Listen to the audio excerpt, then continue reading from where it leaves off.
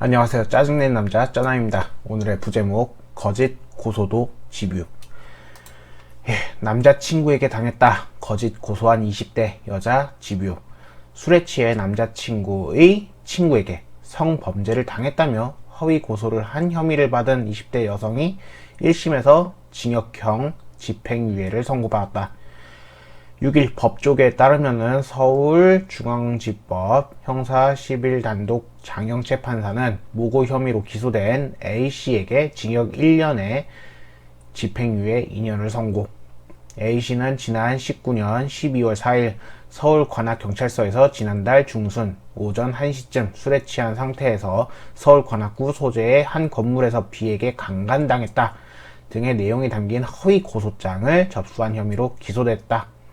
판사는 B씨가 A씨와의 성관계를 한 경위를 상세하게 일관되게 진술한 점, 술집 폐쇄로 CCTV 영상에는 A와 B가 다정하게 대화를 하고 있는 장면이 찍힌 점, 사건 당시 A씨는 남자친구의 술에 취해 자고 있던 점 등 A가 B랑 성관계를 할 당시 심신상실의 상태가 아니라고 봤다.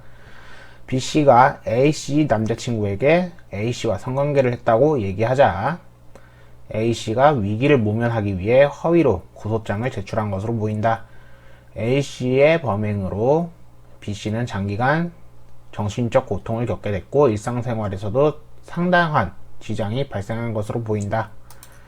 그래서 A씨의 허위 고소 사실은 중강간죄로 이는 법정형이 중한 범죄에 해당한다.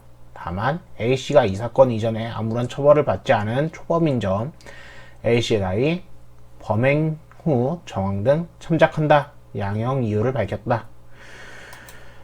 뭐부터 태클을 걸어야 될지 도대체 모르겠습니다.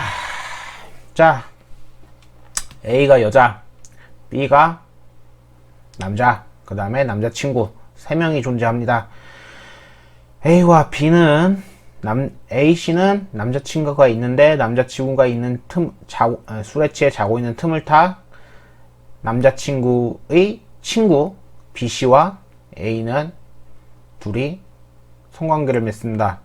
그리고 나중에 A씨는 B씨를 성폭행 당했다고 고소합니다. 이건 누가 잘못했습니까? A씨죠. 잘못했으니까 둘이 관계를 맺고 A와 B는 관계를 맺고 B씨한테 성폭행 당했다고 누명을 씌웠습니다. 근데 집행유예 당했죠? 예, 솔직히 뭐 집행유예 당한 거면은 벌은 받았다고 할 수 있겠지만은 실상 굳이 얘기하면 아무것도 안 당했습니다. 집에 가만히 있어서 집에서 회사 다니면다면 뭐 집에서 회사 다니면서 조용히 있으면 되는 거거든요. 근데 대체 누명을 왜 씌웠을까요? 하나밖에 없죠. 남자친구한테 해코지 당할까봐. 그 다음에 자기가 B랑 불륜을 저질렀다는 사실이 들통나면 안 되니까. 이런 여성인 겁니다. A씨는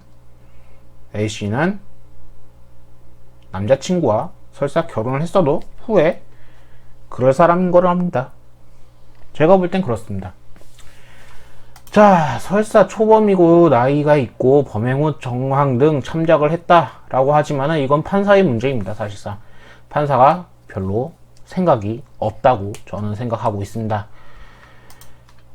A씨가 남자친구한테 불만이 있었다면 헤어지는 게 옳았을 거고, 남자친구가 사귀고 있는 와중에 남자친구의 친구와 쉽게 말해 어쨌든 불륜이죠.